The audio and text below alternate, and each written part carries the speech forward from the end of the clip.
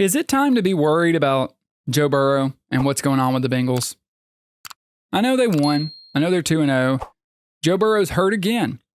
We don't know how significant it is. If it's turf toe or whatever, I think it's pretty significant. He was in the locker room, in a brace on a crutch. So it feels to me also like Cincinnati is kind of a ticking time bomb.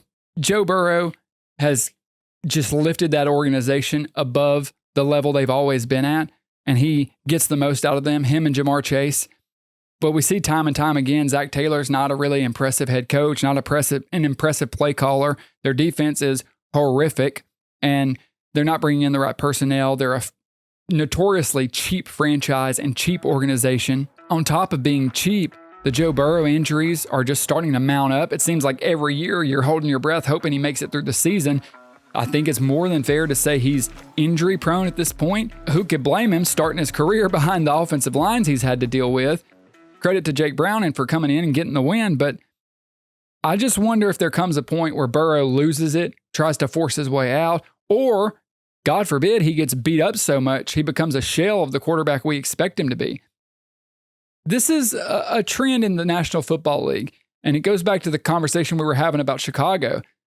Some franchises and some organizations just aren't meant to be consistent perennial contenders. They're not well run. The Lions were like this forever. They were a joke. The Bengals have been a joke for a long time. Occasionally they'll have runs where they'll win 9 or 10 games and get in the playoffs.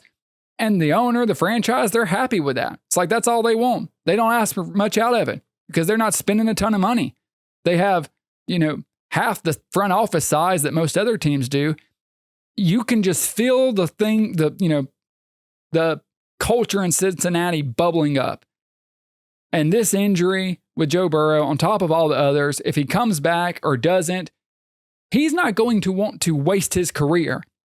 Now, no matter what he does, I don't think Cincinnati would trade him. I think they would let him sit there and lose paychecks before they trade him. It feels like they would be that spiteful. I'm not trying to say Joe Burrow is going to force his way out, but I am saying that could be on the board in the next year or two if things keep going this direction. Because with the amount of talent they have on offense, with the quarterback they have, they should be a lock for an AFC playoff spot. And this year, even though they start 0-2, now Burrow's hurt. And this isn't the first time. He gets hurt a lot. How much of that do you put on him? How much do you put on what he's had to go through there? I don't know.